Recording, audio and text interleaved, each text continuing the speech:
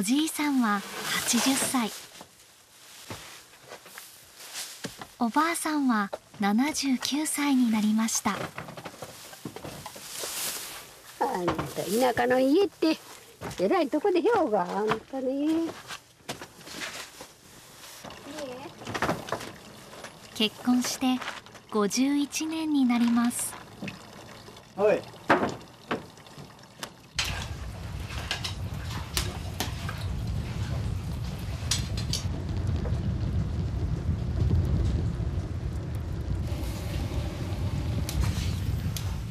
日が暮れるとまず風呂を炊きます。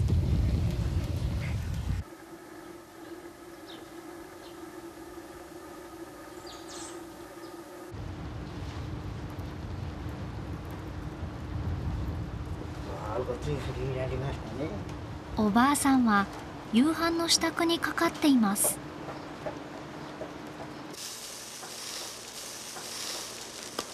わあ、おいしげな魚。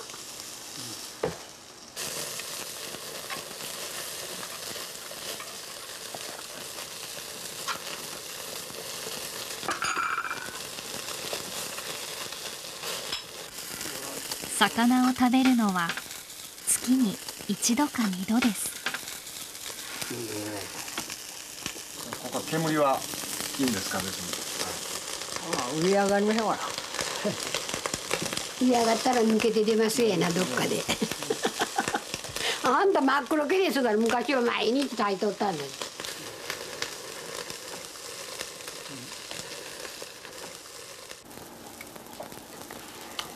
おいしいな。なんちゅさんまっておいしいですね。あんまり。これおろしとえ？おろしと一緒でね。おろしが。おろしと一緒で味がいい。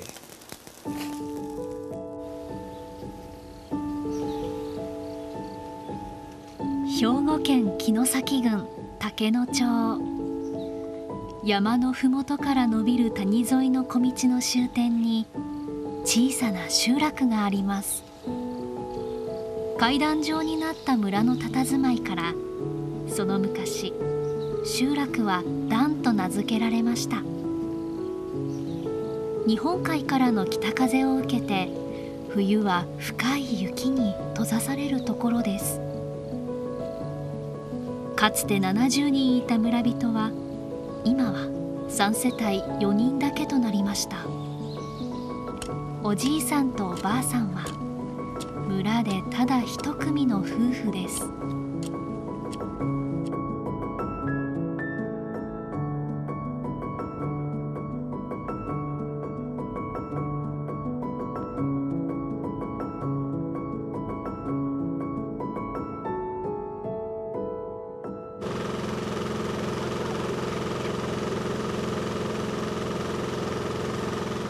稲穂が垂れるとおじいさんとおばあさんの忙しい秋が始まります。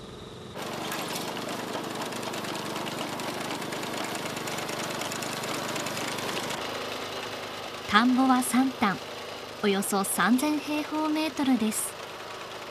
農家としてはわずかなものですが、2人の稲刈りはたっぷり5日はかかります。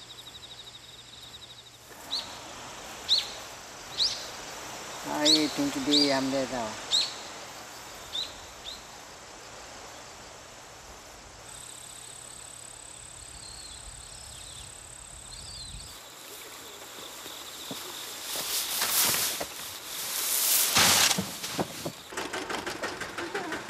っこらしょと。はい。はい、おらい。刈り取った稲はすぐに天日で乾燥させます。流通している米のほとんどは機械乾燥ですが、天日の方が断然美味しいのだそうです。ああ、これ上まで上がるかな、これ。この稲が。3週間経てば食卓に新米が上ります。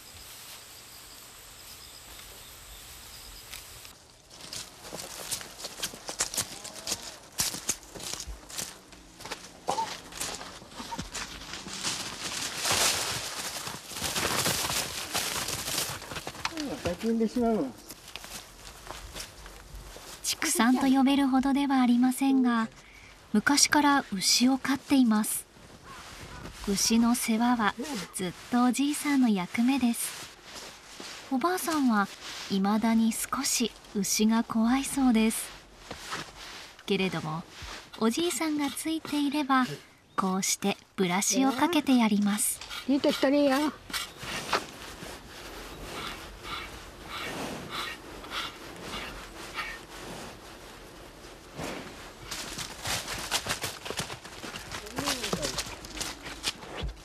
牛は2頭います。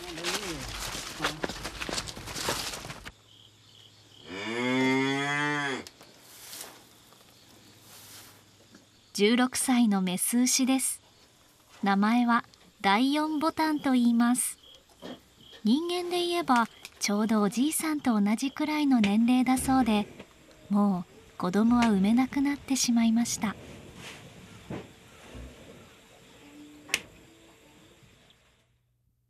この辺りは但馬牛の産地で、牛の血統書が大事にされます。第4ボタンはかつてコンクールで金賞を獲得した自慢の牛です。子牛は最高100万円以上で売れたこともあり、おじいさんたちの生活を支えてきました。2歳のメス牛の名前は福娘です。第4ボタンが14番目に産んだ子供です。器量が良かったので、おじいさんは売らずに家に残しました。初めは福娘にしようかどうしようかな思いましたけど、野生的がいい思いましてな、福娘言いました。気性はかやがりすぎたでわがままですな。わがままもんです。ちょっとかやがりすぎましたでな。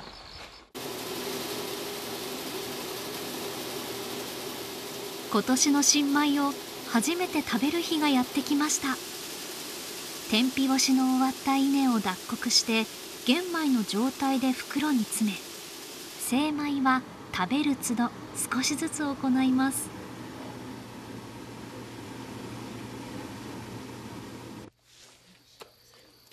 朝からついてどこでもこれしまい。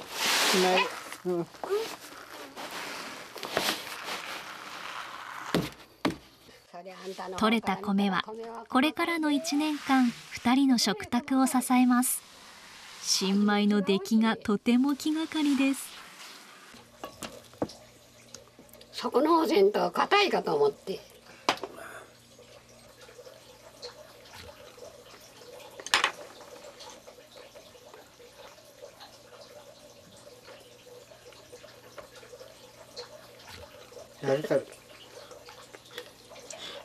庭からきれいまだ硬いわご飯が。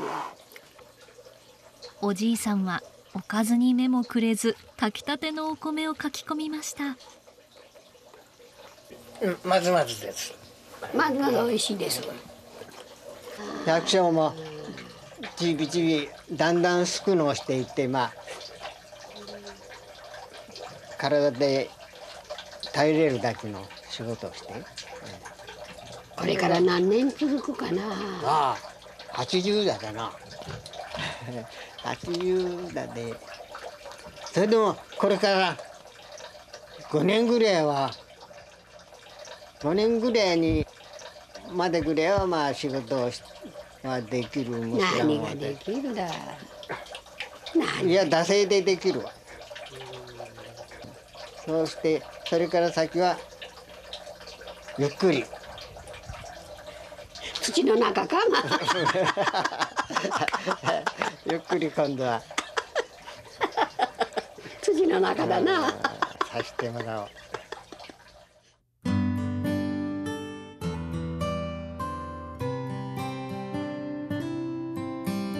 おばあさんはこの村で生まれました。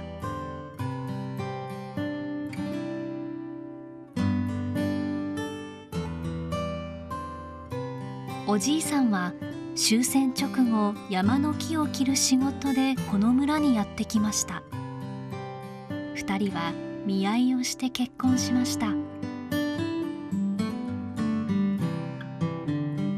農業の傍ら養蚕と炭焼き、時には出稼ぎに行って3人の子供を育てました。20年前、子供たちが独立して町に出た後は牛と畑を頼りにして2人だけで暮らしています。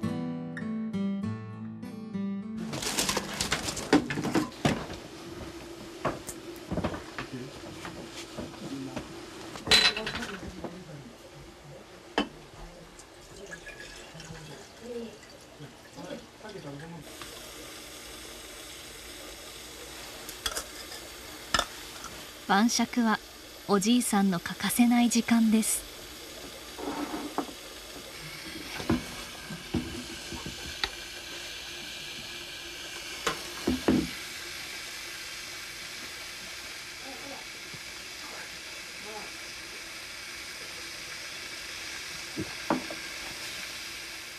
毎日の楽しみ。それは楽しみですな。で、大体たくさんのやつもいいけどな、1合ぐらいで。1合ぐらい。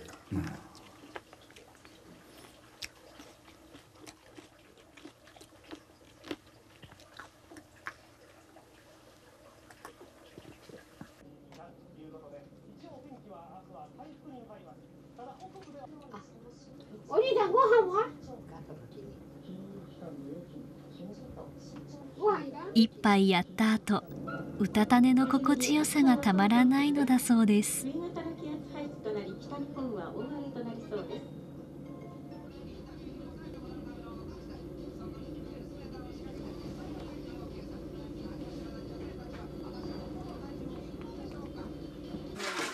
暑ねえだろうな。暑ねえだろう。暑いんか。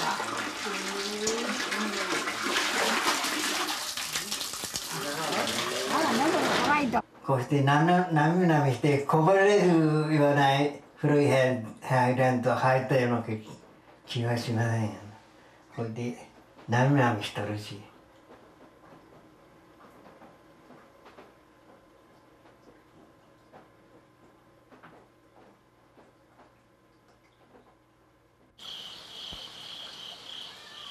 夜、おじいさんは何度も牛小屋に足を運びます。ある日、老齢の第4ボタンがかなり衰弱していました。お腹にガスが溜まったらしいのです。このまま動けなくなれば、その巨体を動かすことは不可能です。おじいさんは悩みました。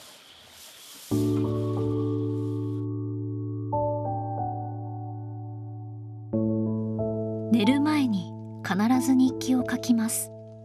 天気のこと、畑のこと、牛の様子。第4ボタンはこのままでは小屋の中で死んでしまう。歩けるうちに早く競りに出して楽にしてやった方がいい。獣医に相談して結論を出しました。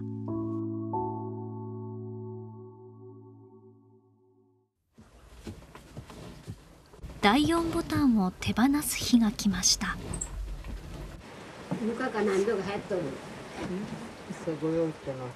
最後の夜、おじいさんはボタンの好物の餌をたっぷり食べさせてやりました。ほら、わなも食わにあかんの一緒に。ああ、ご苦労さんだったな。まあ儲かるのはよきも儲かるっていうかな、わずかな金でも、まあ大体おとなしいでよ。おとなしい、いい子でしたな。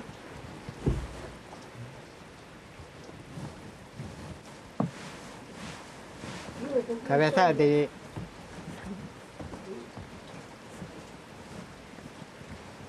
泣けてきますな。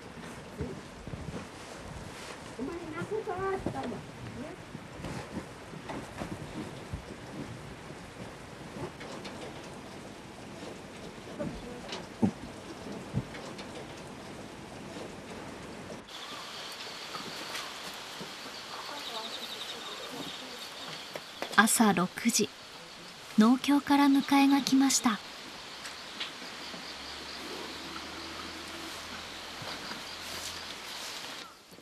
ボタンが素直に歩いてくれるかどうかが心配です。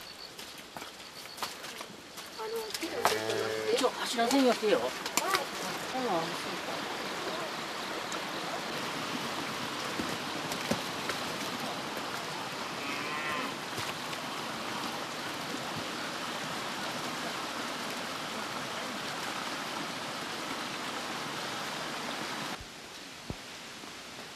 ボタンはおじいさんに従ってゆっくり坂道を下りました。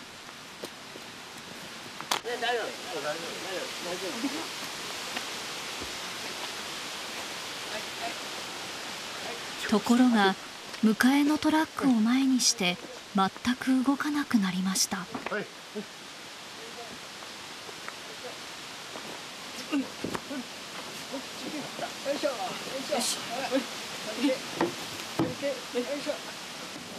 これからどこへ行くのか知ってか知らずかボタンは抵抗を続けました。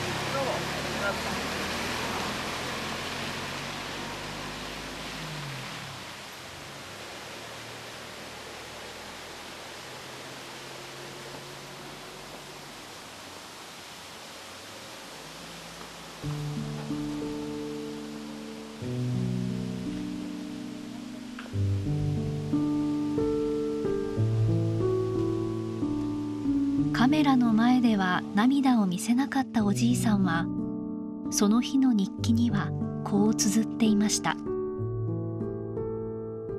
心配したこともなく歩いて出た。車に乗せボタンの耳元に心からお礼とお詫びを言って別れる。涙が出る。声を上げて泣きたかった。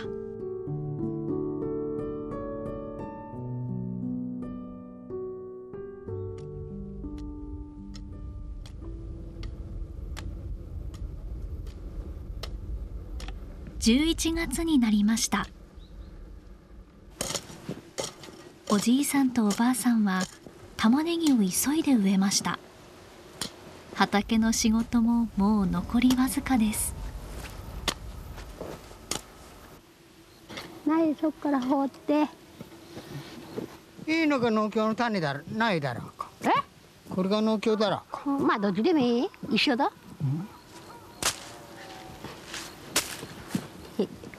とてもいい苗です。立派な苗ですわ。我々はよう作れへん、こんな苗。こんないい苗よう作るもんか。うわあ、こしらいた。なんでかしらんことい。こじ痛い。痛。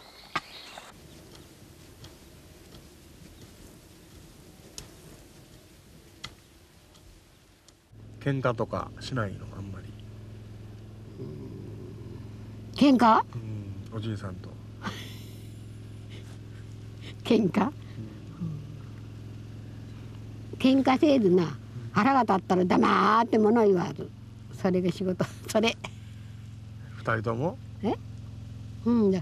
あっちの人は物を言うちゅう知っとれへん。何にも黙っとるのが脳だ。普段からね。そうです。はい、でも一杯飲ませるとチャランチャランって横面張っちゃいたいような時もあるけど。大将だね。おばあさんが？おばあさんが家で大丈夫だ言うてもで言うとるで。ご主人はいつも黙ってるんですか？まああんまりそれ取り合わんようせな。お兄さんと並ぼうかな。並んだようになってる。並んだようになってる。並んだ風になった。斜めになってるね。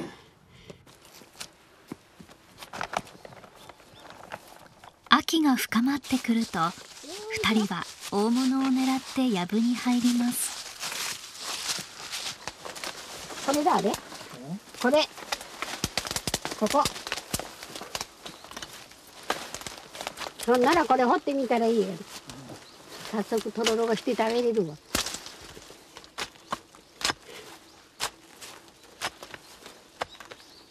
掘れるかもわからん狙いは自然薯と呼ばれる野生の山の芋です。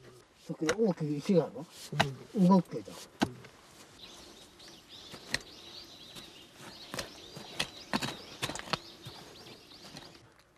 この日は1時間かけて1メートル以上も土を掘りました。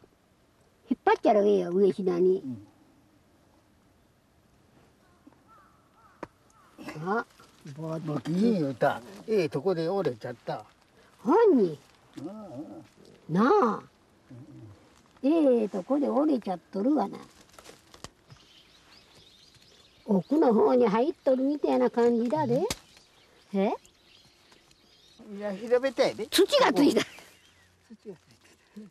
自然薯はものによっては1本1万円以上で売れますが、おじいさんは食べる分しか掘りません。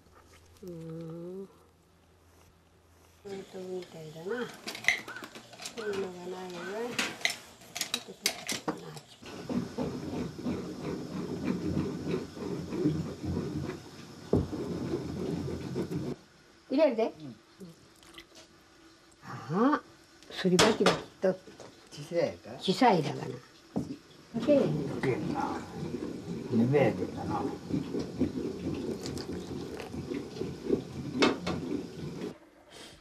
弱った。みんな出ちゃう。弱っちゃう。でしょ。弱っちゃうお前。どないてじゃ分からへんな。下手くそだなこのおじいさん。下手なわ。ああ、いやいや。まあ食べで。いいですよ。箸つけとくいいなこれ。どこに？ここ切れんが。焦げようけあるかな箸。長すぎるか？加減がいいで。加減はいいけど。ちょっといい加減だ。初物で。初物で美味しい？美味しいで。芋が良かったで。そうだ。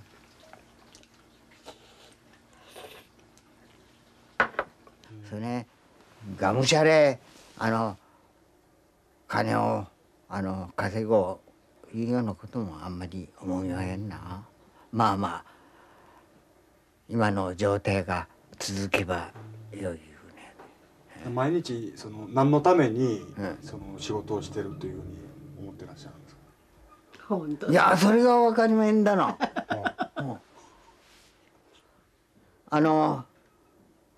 仕事が好きいうかどういうかまあ極端に言うと仕事が趣味いうかな。息子が魚釣りが趣味のようにわしは仕事家の百姓仕事とするのが楽しみいうかな、そういうような感じがします。どっちがいいだ？これでいいかな？それで今日のとこども。今はネクタイするよんくた。あら、長いのと短いのとが。こうやってなんだ。時たまするのだね。なんだ。豊岡。豊岡市。豊岡。どこ？豊岡の。劇場？どこ行くだ？市民会館。あ、市民会館。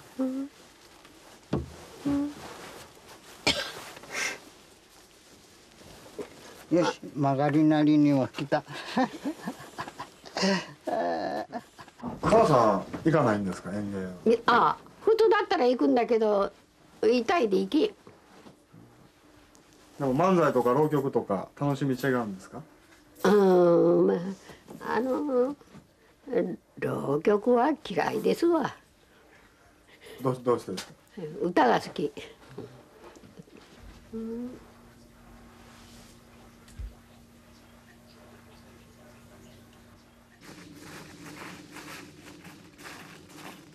年に一度農協が主催する園芸鑑賞の日です。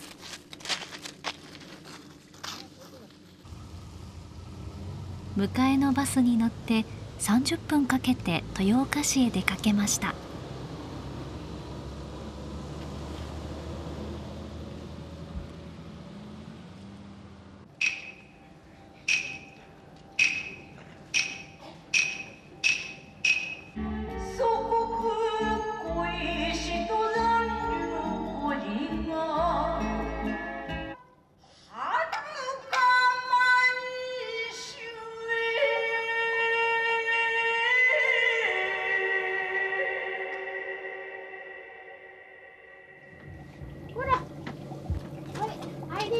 おじいさんがなかなか帰ってこないので、おばあさんは少し苛立っていました。なんででしょうな、これ。遅いな。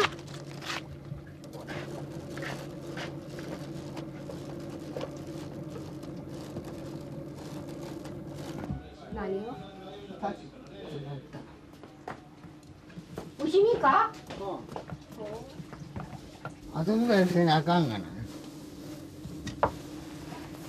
あらあらあら。あれこれ。いい子と高いや。福娘は妊娠中で来春出産の予定です。日本海から吹きつける風が谷を伝って登ってくると、あっという間に空模様が変わります。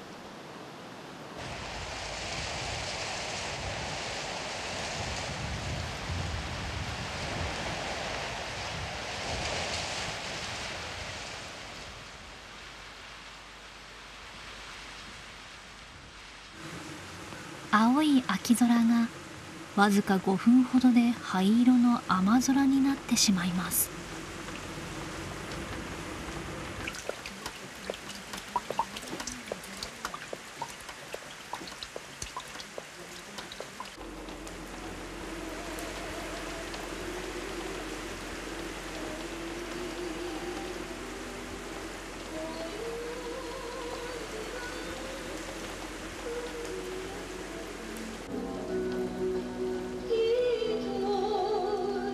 おじいさんとおばあさんは雨が降れば日曜日と割り切っています。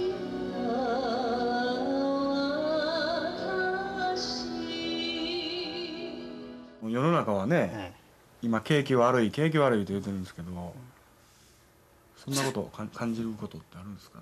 そんなことか。そういうことは関係ありめんな。全然景気思ったこともないし、考考えたこともないし、気楽なもんですよな、これおったら。タヌキ、山のタヌキですだ。そうだ。ほんと。山のけだもんと同じようなもんだな、そりゃ。タヌキやキツネみたい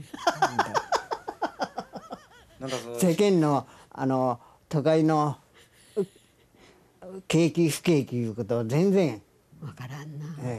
関係あらしめんな、ここに住んだったら。そうだ。自由気ままですの。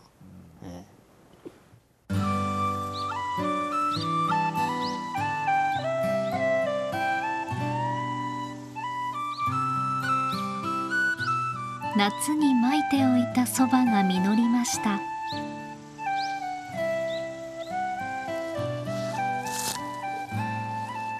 この村の周辺では昔からそばの栽培が盛んです。出荷が目的というわけではなくて、各家庭がそれぞれに我が家のそばの味というものを持っています。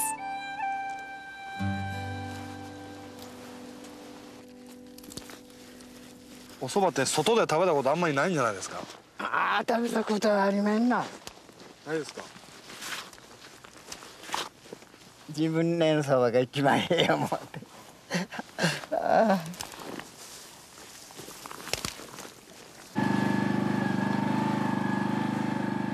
刈り取ったそばはしばらく天日で干した後、製粉所に頼んで粉にしてもらい、2人で打つのだそうです。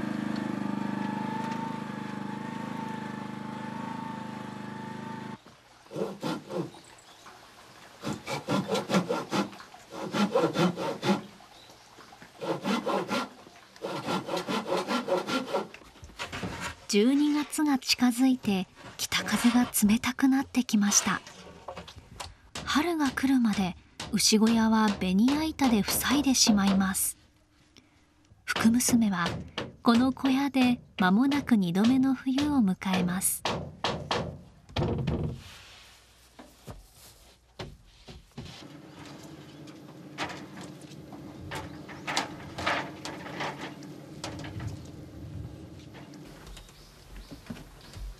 小屋根のトタンの張り替えです。古いトタンは錆やほこりがたまって雪が積もっても滑り落ちなくなっていました。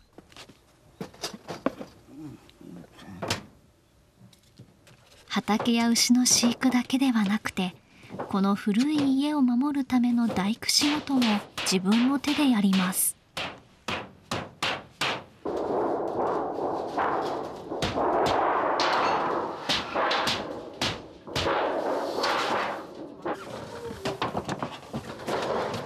トタンの張り替えは十数年ぶりのこと。80になったおじいさんにはさすがにきつい仕事です。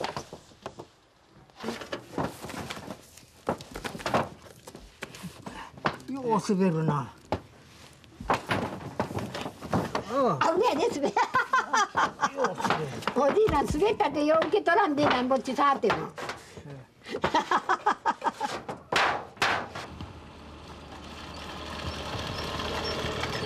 村の入り口まで道路が通ったのはほんの10年ほど前のことです。それまでは歩いて山を下り3時間かけて豊岡市まで行ったそうです。今は月に1回のペースで45分かけてバイクで行きます。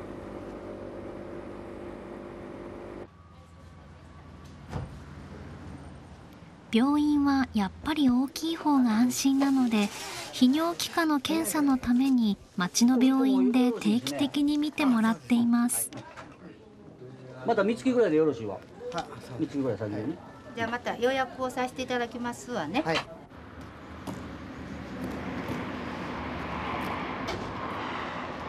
病院の帰りに食べ物をいっぱい買い込みます。大好物の鶏肉、保存の利く干し魚、猫の餌のちくわ、それに牛乳と甘いお菓子。おばあさんはチョコレートが好きです。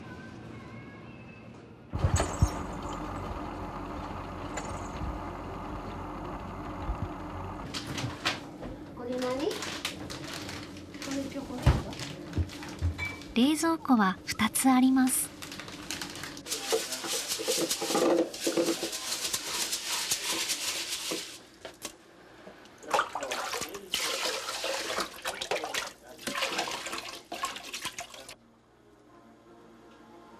いいのだ6号かなと思って見とるんだけど。日にえ？お二人でね、2人で1日どれぐらいご飯炊くの？普通でしたら1日あった5合とまあ5合ですな。2人で5合。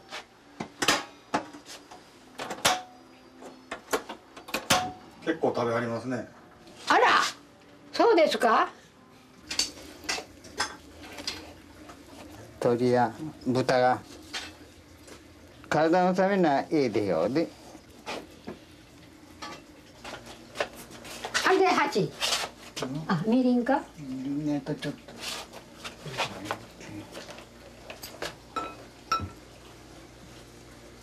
あ、やはりすぎた。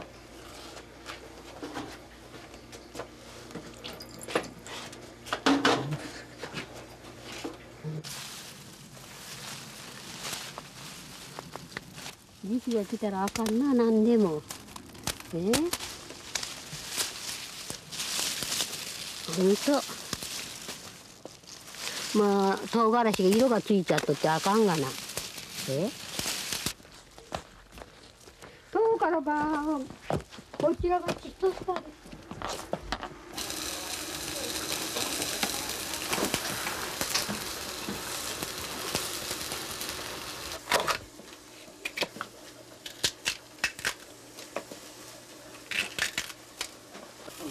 これはまあ例文焼けたでぼちぼち焼きゃいい。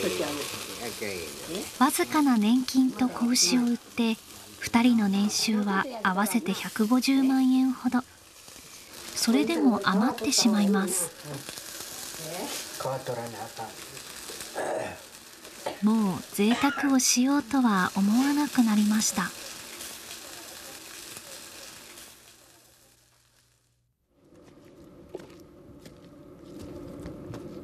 12月に入りました。今年初めてそばを打つ日です。よけあったら食べるけど、中途だったらちょっとだけしか。土の中で保存している山の芋をたっぷり使います。いや、辛いけよ。いいがっかし。辛んなこれ。何本打つくる？何本打つくる？山の芋はそばに欠かせない大切なつなぎになるのだそうです。芋の質がそばの味を左右するとまでおじいさんは言います。こんなちっちゃいだよ。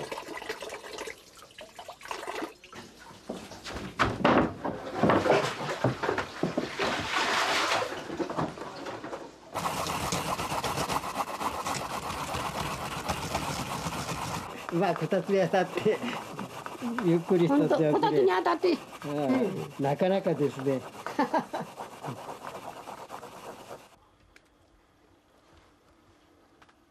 製粉されたそば粉1キロに対して芋を300グラム入れます。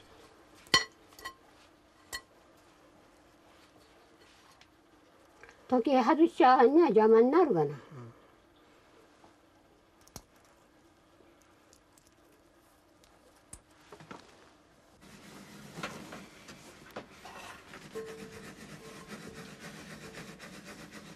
そばの一番うめえ味をこうしてぎゅーっと絞り出して、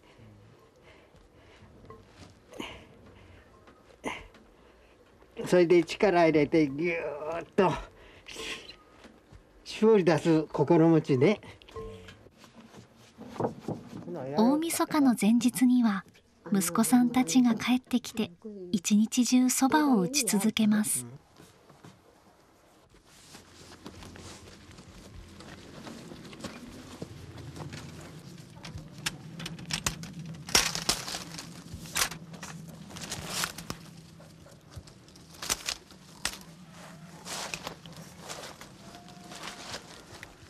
一つだけです。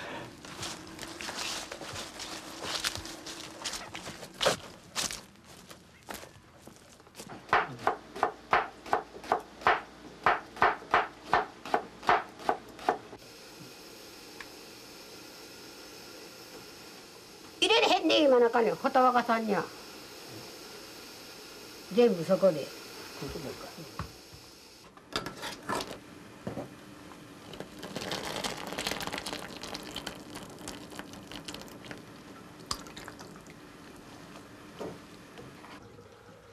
あ、これはよう切れとるわ。柔らかいでだろう。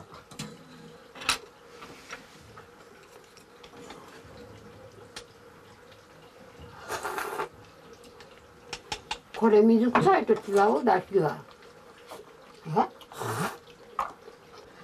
ここにまんだ入れて食べるもんがあるんだけど、何があるんだな。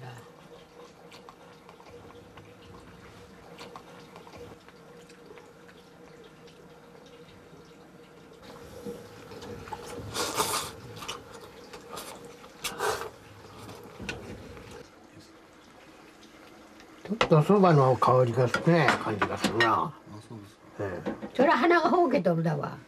何回しても同じのができるいうことはないわ。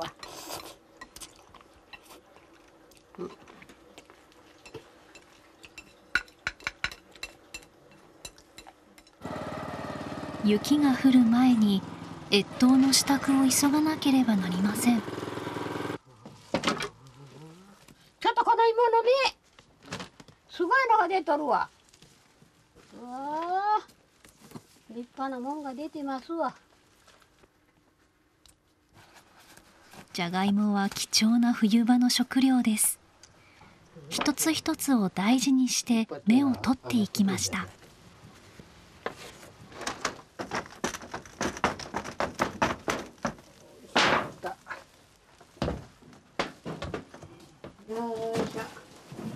母屋の2階の暗い納屋にこうして春まで貯蔵しておきます。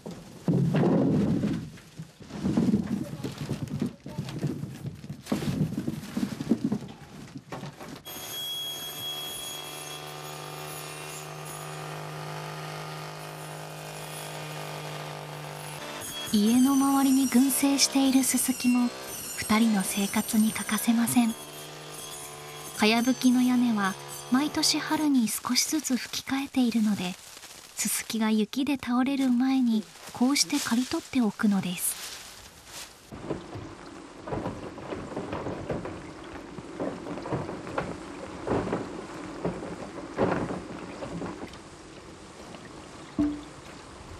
寒波の訪れを予想する天気予報を聞いて、おじいさんは雪囲いの準備に入りました。本格的な雪になれば積雪は1メートルを超えてしまいます。囲いをしておかなければ一歩も外へ出ることができなくなります。おじいさんは急いで柱を立て、とりあえずいつでも板を立てかけられるようにしておきました。おばさんはここで一生ここで死ねる、ここで死ぬ。じゃあどこで死ぬまあこの辺の静かなとこではあ、何若いもんが出てこい言ったら出んならんがな。こんな時おってよ。いや出らへんね。一人猫通るがいいわ。何しこんなとこにおれるもんか。いやおれるわ。いやあれん。寂しいことはありませんか？まあ寂しい、あんまりそういう心持ちはありませんけどな、牛がおり鶏から猫がよくたくさんおりするとそれこそ紛れてしまいますねな。この村に一人だけになったら。一人だけになったら行きます。こんな時おらん。どこへ行くんですか？やっぱし我が子息子のとこに行かんにゃ。こんな時何おりますだ。うちは一人おっても怖いのに、夜なんかどんな小屋ですだ。大きなイノシシかと思うし怖いですね、こんな時おったら。やっぱり今おじいさんがおるから辛抱しとる。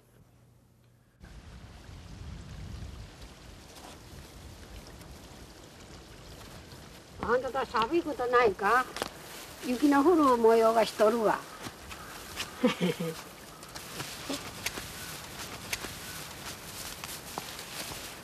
おじさんどこに大根をこえとる？いいよな、漬物でも食べるのにしとるの。最後に残った畑仕事は大根の取り入れでした。たくあんを作るために大根を干さなければならないのです。例年なら11月中に片付ける仕事でしたが、今年は少し遅れてしまいました。結局大根を干せないまま作業は中断せざるを得なくなりました。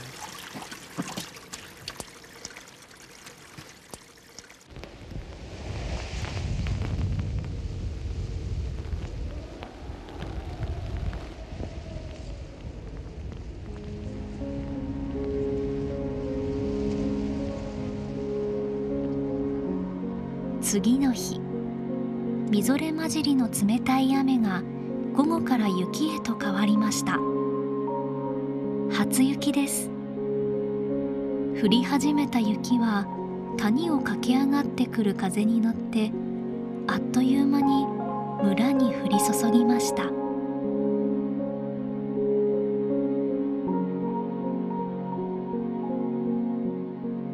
情緒や風情というよりも、それはただただ厳しい初雪でした。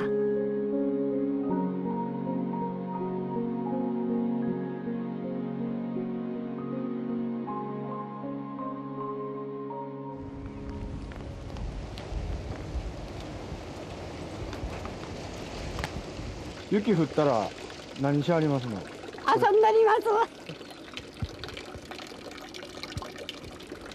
家の中で？はい、仕事せず何もせず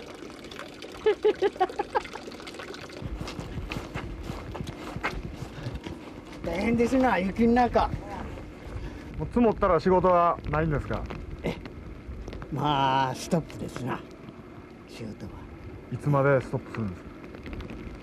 春まで春雪が消えるまで。まあ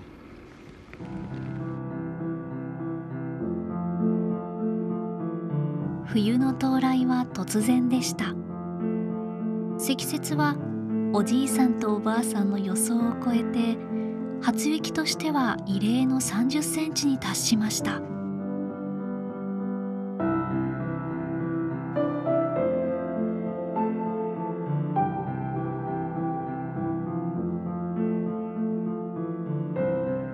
でも一日が終わる頃、おじいさんはいつもの晩酌を、おばあさんはいつものように七輪に火を起こし始めます。また春が来ればいろいろ仕事がありましょう。おじいさんとおばあさんはそう言って長い長い冬休みに入りましたとさ。